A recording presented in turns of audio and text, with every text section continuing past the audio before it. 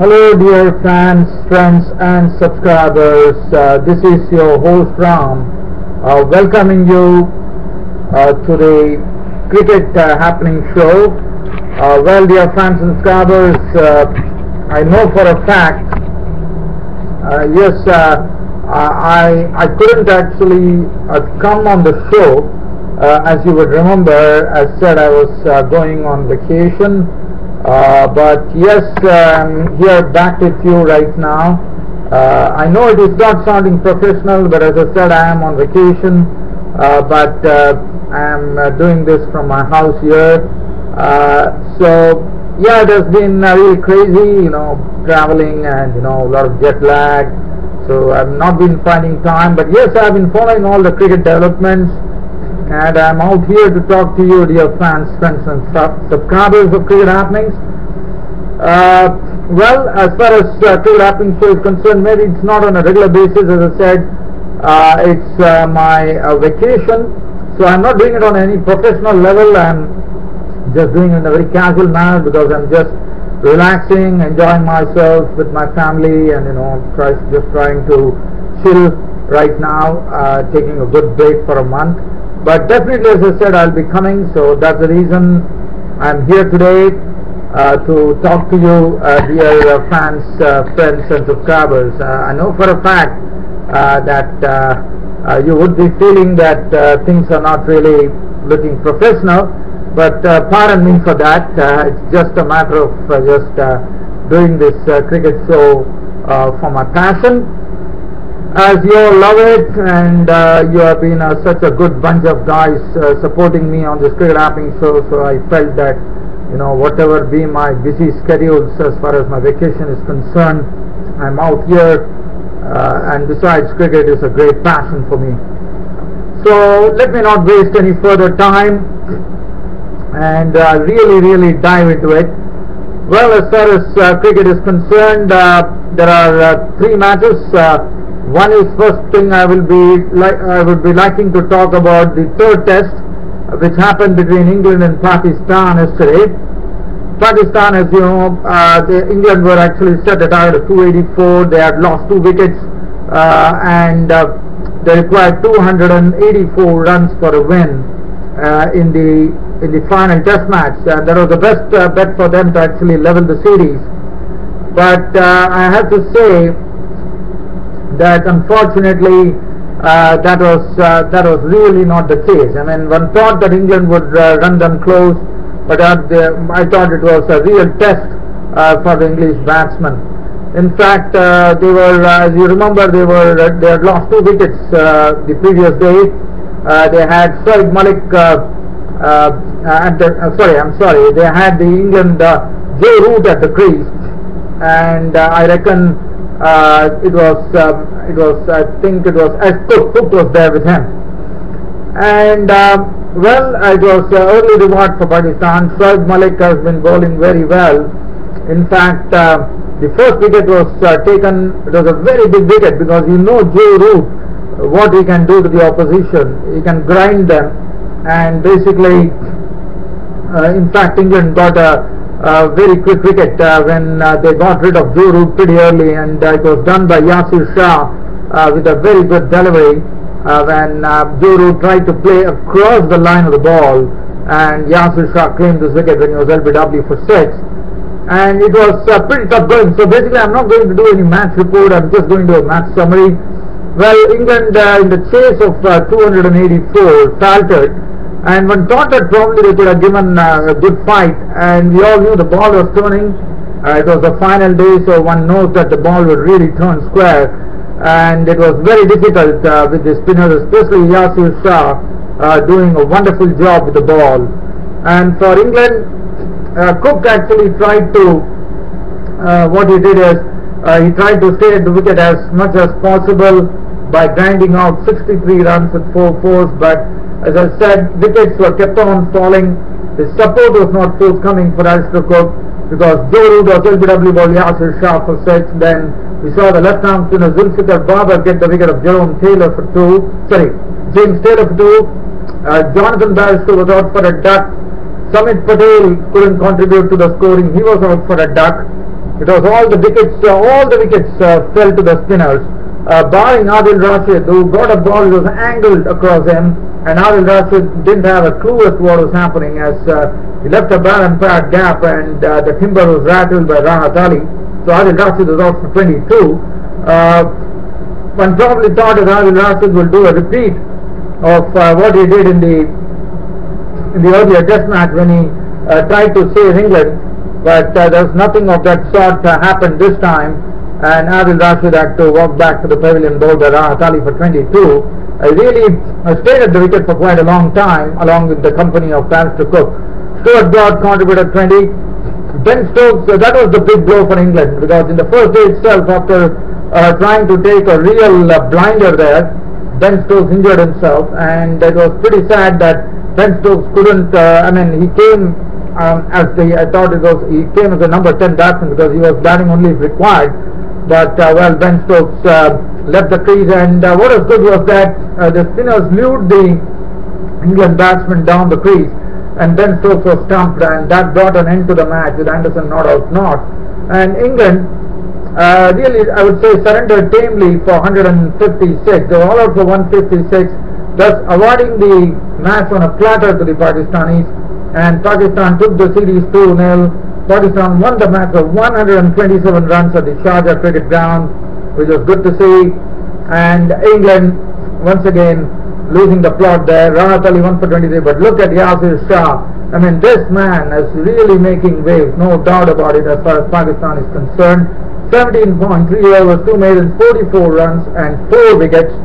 And well, one can't ask for anything better from Yasir Shah, who has been doing a fantastic job. In fact, he has taken the Man of the Series award, and he richly deserves so, supported by Shoaib Malik. Now, Shoaib Malik, I have to say that it's pretty sad that Shoaib Malik, who has made a comeback to this Pakistan team at this time, has decided to retire from Test cricket. And well, I wish him good luck, but Shoaib Malik, I thought he was really at the peak. But look at his bowling. What a useful player he has been. 15 overs, 4 maidens, 26 runs. He picked up 3 wickets when the ball was turning. Zulfikar Baba 18-5, 31-2. Rahat Ali was the only pacer who took the wicket. Rahab Riaz bowled 5 overs, was costly for 25. But Pakistan winning the 3-match series 2-0. Mohammad Hafiz with his brilliant 151. That was a wonderful innings from Mohammad Hafiz, I thought. In the Pakistan second innings, played with lots of skill. 151 with 15 fours and 3 sixes, and then 284 for victory. England actually folding up for 156. Mohammad Hafiz, the man of the match, player of the series. Yasir Shah, as far as this match was concerned, was done and dusted. So the next match that I am going to talk about is the match between Australia and New Zealand. Yesterday was the start of the first match of the Trans-Tasman series, just played at the favorite Gabba cricket ground, Gabba, which we call the Wollongong Gabba, Brisbane cricket ground. Australia won the toss, elected to bat, and I would say they really racked up a huge score. In fact, they went at a very good clip. First and foremost, what a start for Australia in the first Test match. In fact, they got the proceedings off to a great start, with the opener Joe Burns registering 50, playing superbly in the company of David Warner, who played a very matured knock as an opener, and both Joe Burns and David Warner put on 161 runs for the first wicket, really frustrating the New Zealand bowlers on this pitch, where there was definitely some swing available, but I thought it was well negotiated by Joe Burns and David Warner in the earlier stages, and it was they played it very well, I thought. Joe Burns and David Warner, and Joe Burns was pretty good. He played all the strokes in the book. We saw he was pretty strong on the offside. The onside stroke play was also good, but probably not as strong as the offside. And Joe Burns, is a compulsive hooker. He hooked well, he cut well, he also glided well past the third man region. David Warner was a very, very matured knock, and there was no impression that Tim Southey and Trent Boult could create, and that really frustrated the Kiwi bowlers. Probably they would have thought that they could get an early breakthrough, but it was frustrating for them as David Warner and Joe Burns chiseled together a partnership of 161 runs for the first wicket, and what a wonderful start for Australia in the first test of the Grand Starsman series. So Joe Burns continued to impress, and finally the breakthrough was provided by Tim Southey, who actually got a ball to Joe Burns which actually left him, and Joe Burns played it into the waiting hands of B.J. Watling behind the sticks, and Joe Burns was out for a well-made 71 with 12 fours. Very impressive knock from Joe Burns, the opener. David Warner continued. Usman Khwaja making a comeback into the Australian team after a gap of 5 years. Played superbly. He went on to score, and what a moment for Usman Khwaja. He was out of the Australian team, kept on working hard in the English county scene, he kept on working hard in the Australian domestic county scene, and really came up trumps. In fact, he went on to his maiden century. For New Zealand, it was a real struggle. They were kept on the field by the Australian batsmen. David Warner was, as usual, it was a very matured knock from David Warner. We know now David Warner is vice captain of the team.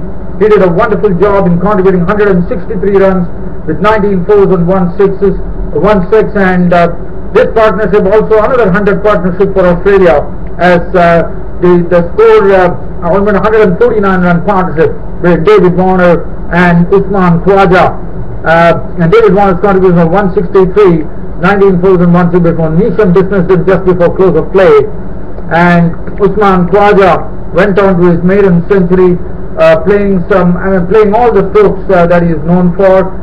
He was not out on 131 at close of play with 12 fours and 2 6s. What a comeback for Usman Khwaja.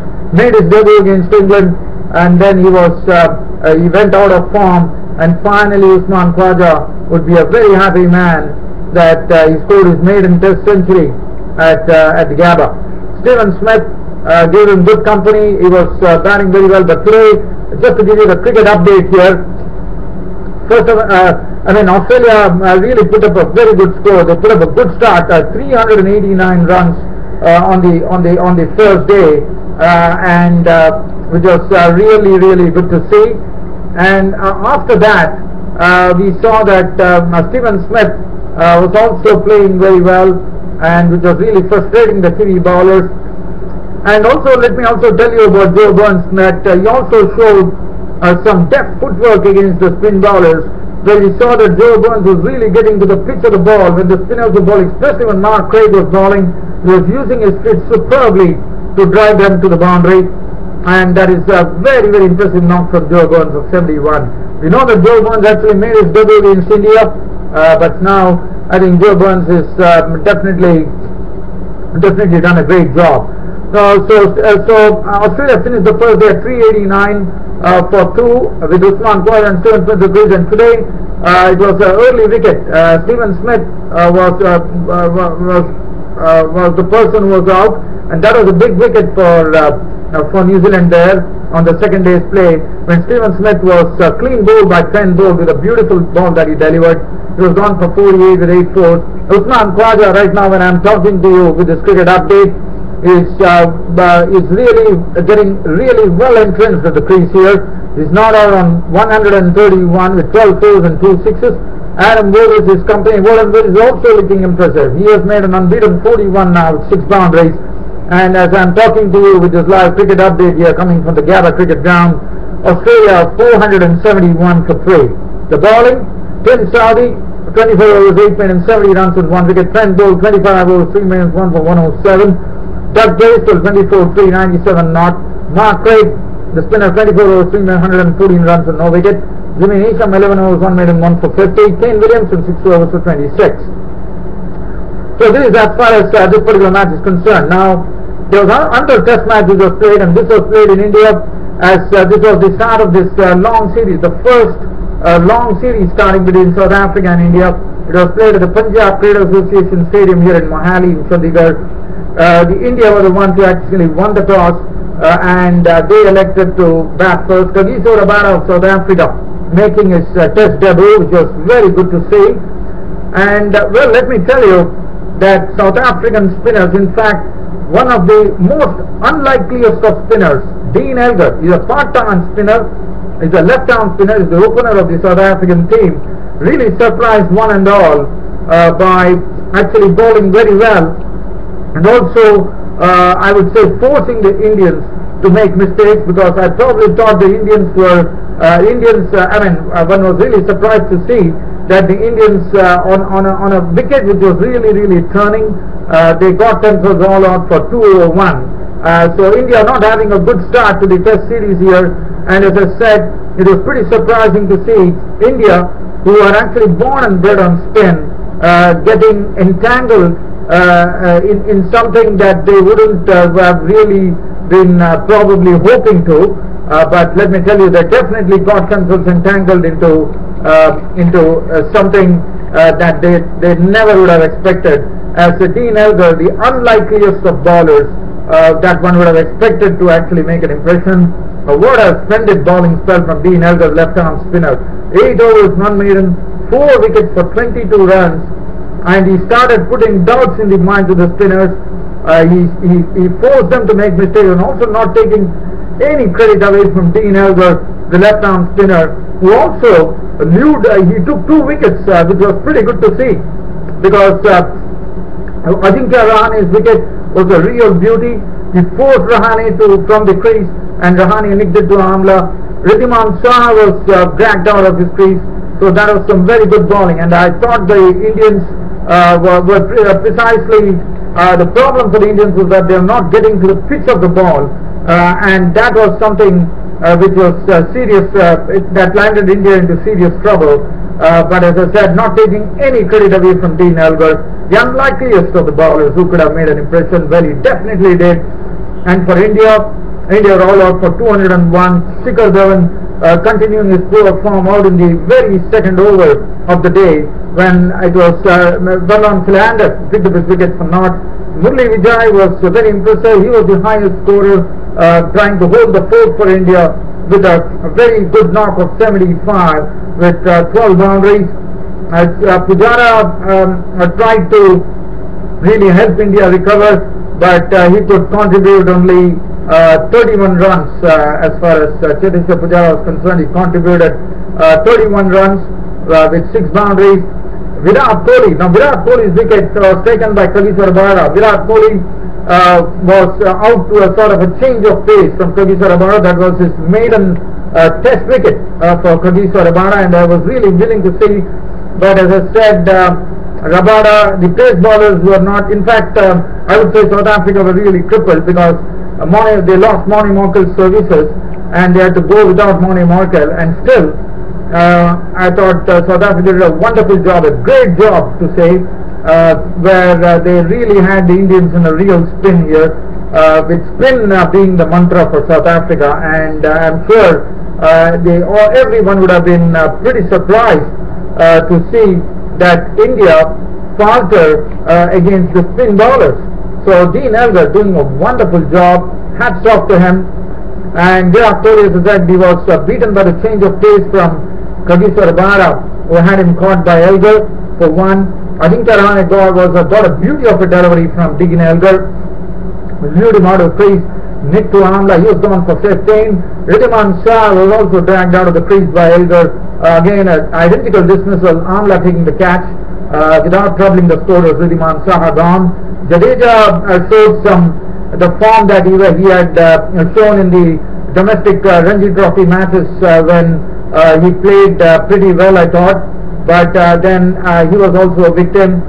He was a victim of the bowling of Philander, who had him LBW. Amit Mishra was out for 6. Amit Mishra, probably one can say, was out to a good ball from Elgar. Ashwin contributed 20 runs, tried to stay at the wicket. The tailenders was cleaned up by him and Tahir when Umesh Yadav was bowled by Tahir for 5. Varun Arun was out for naught, and India were all out for 201. The bowling, as I said, Dean Elgar was the one who stood out. 8 overs, 1 maiden, 4 wickets for 22 runs, and what an I mean, what a feeling that would be for Dean Elgar. And every time Dean Elgar was getting the wicket, he used to really bang his chest with his hand to say, he really deserved it. I thought he bowled superbly, making full use of the turning wicket that was provided at the Punjab Cricket Association Stadium here in Mohali. They've seen 11 overs, 3 minutes, none for 30. Philander bowled well, 15-5, 38, 2 wickets. Simon Harmer impressed with his bowling. He got his wicket, 1 for 51. Kagiso Rabada picking up his maiden test wicket in the form of Virat Kohli, and what a wicket to get that he could cherish as a maiden test wicket. 10 overs, no maiden, 1 for 30. Elgar superb, 4 wickets for 22. Just bowled 8 overs. And in the 8 overs, look at the havoc that Dean Elgar created. Imran Tahir, 10 overs, 3 minutes, 223. Well, South Africa, after looking at the turning wicket, India had gone into this match with 3 spinners, and I thought South Africa definitely in some bit of trouble here, because Ravichandran Ashwin picked up the wicket. It was a good start by Virat Kohli, giving the new ball to Ravichandran Ashwin to start off, and Ravichandran Ashwin didn't disappoint. He picked up the wicket of Stein Van Zyl. He was LBW ball Ashwin for 5. Du Plessis was clean bowled by Ravindra Jadeja, who turned the ball, and Du Plessis was out for naught. And South Africa went to safety at stumps with Dean Elgar, who really did a marvellous job with the ball. Not out on 13. Hashim Amla was not out on 9, but a few scares for the South African batsman, with his spinners turning the ball at such a good rate that Dean Elgar and Hashim Amla were beaten time and again. And I thought both Dean Elgar and Hashim Amla just survived the day to take South Africa to 28 for 2.